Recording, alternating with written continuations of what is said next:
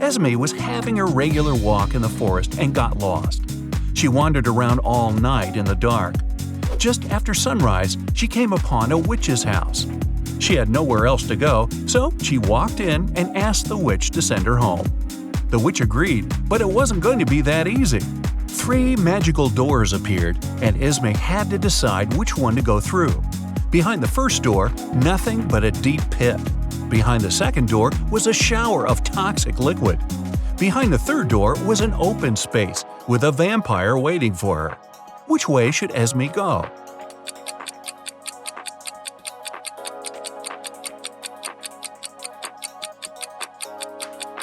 Well, it's already past sunrise. The vampire would be gone already, hiding out somewhere dark.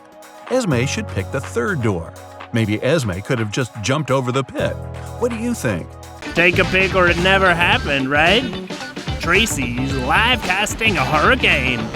And Jenny's taking mind-blowing pictures. Who's gonna get more likes? Hey, stop it! That's not what I meant! Which one's not that smart?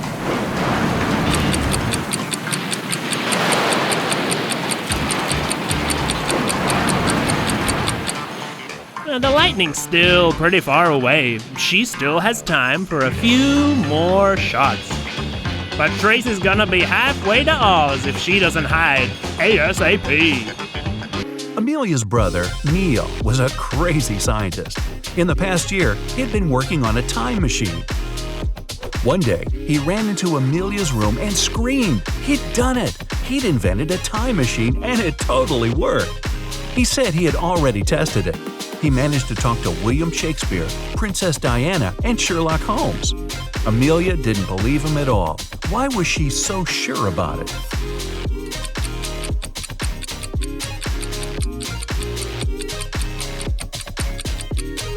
Even if Neil had actually invented a time machine, he'd only have been able to talk to people who actually existed in real life. He said he talked to Sherlock Holmes. That guy's a character from a book and a TV show and a movie. Hey, that guy's everywhere.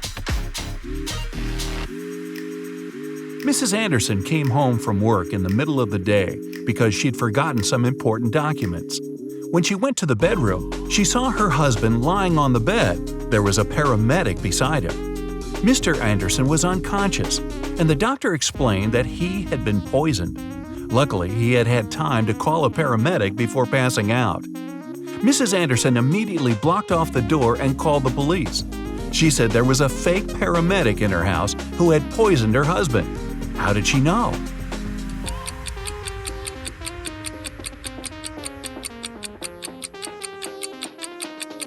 You might have noticed that when Mrs. Anderson arrived, there was no ambulance in the driveway. That's super suspicious. Abigail wanted to buy her mom the best birthday present ever. The problem was, she had zero ideas. She decided to sneak into her mom's computer, go to her online shopping cart, and see what she had saved in there. When her mom left for work, Abigail sneaked into her home office and turned on the computer. Uh-oh, it required a password, and Abigail didn't know it. There was a sticky note attached to the keyboard. It was a clue. 1 apple, 2 orange, 2 kiwi, 1 lemon.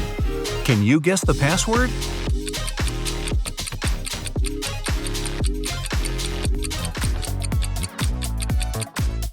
Each number represents one letter of the word. A apple means the first letter, so A. Then we get P, R, I, and L. The password is April. Wow, her mom is really into fruit. Several women went missing in a small city. The police searched for months, but they couldn't find any trace of them. One day, a detective got lucky. He saw a hooded figure who matched their description, followed it, and found the place where they were being kept hostage. But when he busted in, there were just 3 women.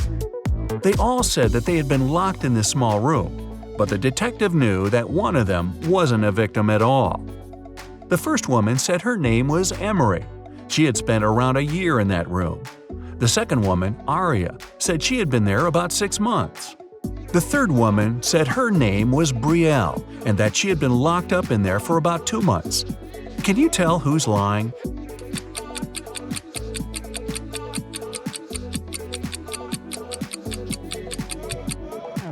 Emery's lying. Look at her hair. She just had it dyed, but she's been there a year. Aria's hair is also dyed, but you can see her natural dark roots growing out. One of Mr. Smith's sons, Jaden, was taken. Several hours later, Mr. Smith and his younger son David received a letter. The letter stated that if they wanted to see Jaden again, they should round up $1 million cash and take it to a little shack in the woods. Mr. Smith and David decided to do it, and David took the money into the woods alone. But it didn't go as planned. David said that halfway to the shack, someone approached him from behind, hit him, and stole the money. There was an investigation, and a detective asked David what the robber looked like. David said that he had dark hair and a red hoodie with a black logo on it. The detective immediately figured out who had taken Jaden. Can you?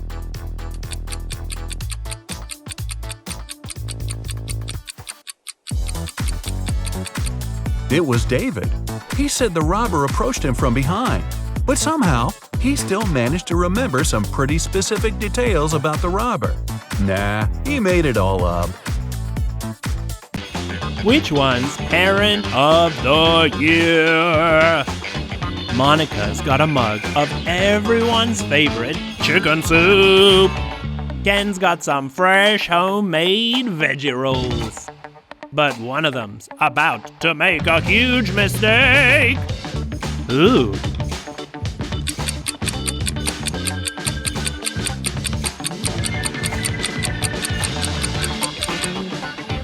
Ken's holding the chopsticks. He won't let his kid hurt himself. By the way, no harm in veggie rolls, even for a little baby's tummy. Monica's giving her baby a boiling hot mug. After years in college, Stephen came back to his hometown. He met up with a couple of his old friends, Dylan and Harry. Both of them said they're successful bloggers now. To prove it, they showed him screenshots from their most popular videos. Steve took a look at them and could tell that one of his friends was lying. Who's lying, and how did Steve know?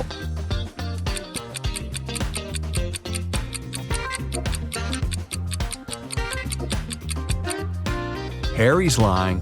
The number of views for his video is 2.1 million, but the number of likes is way higher, 4.5 million. That's impossible, or at least really, really suspicious. Harry probably photoshopped that screenshot. Take a look at these pictures. Which blogger is richer?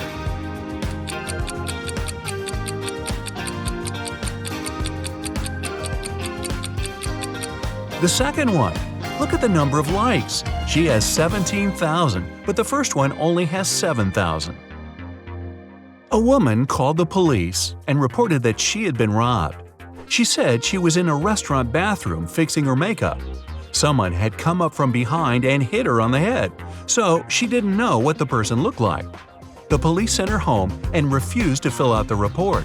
Why?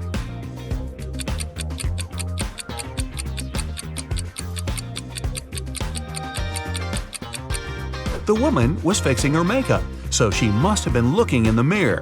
She would have definitely seen someone sneaking up behind her. She lied and made up the whole story. William was hit on the head and taken away. When he woke up, he found himself locked in a small room. He tried to open the door, but obviously it was locked. There was nothing in the room except for a wooden box with 12 bottles in it. There was an extra bottle on the floor next to it. William looked everywhere for the key but found nothing. After a bit of thinking, he noticed something. He managed to find the key. Where was it?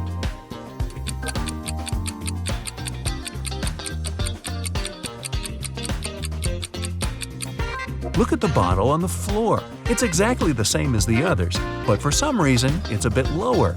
There must be a fake floor in the box. That's where the key is. A lady was shopping and left the store right after paying. A couple of minutes later, she returned. She had forgotten her wallet at the checkout counter, but the wallet was already gone. She called the police and reported the robbery. A detective interrogated the people who were in the store at the time. Sophia, the cashier, said she didn't see the wallet after the lady paid. Robert, A pilot who happened to be shopping there said he didn't even see the wallet. He didn't have his glasses on. Mark, a landscaper, said he was in a different part of the store, so he didn't see anything. So, who stole the wallet?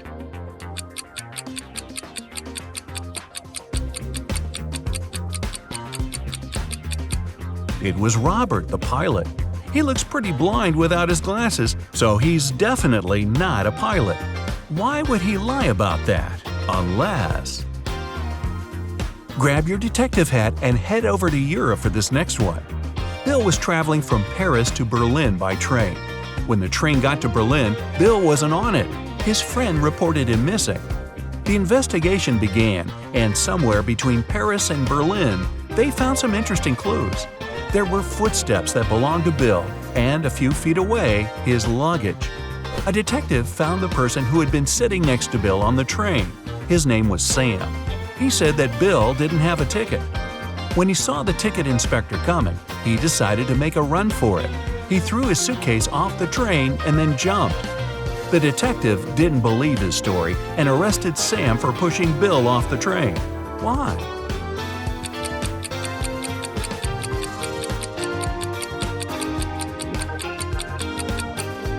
Look at the direction the train was going. If Sam's story was true, the suitcase should be behind Bill's footsteps, not in front. Sam pushed Bill off the train, then threw his luggage off after. Maisie's breaking up with her boyfriend. Over the phone? Not classy. She probably wouldn't even notice if her little sister fell. Tracy's taking her best photo ever. Like that's what red lights are for. Who's not acting smart?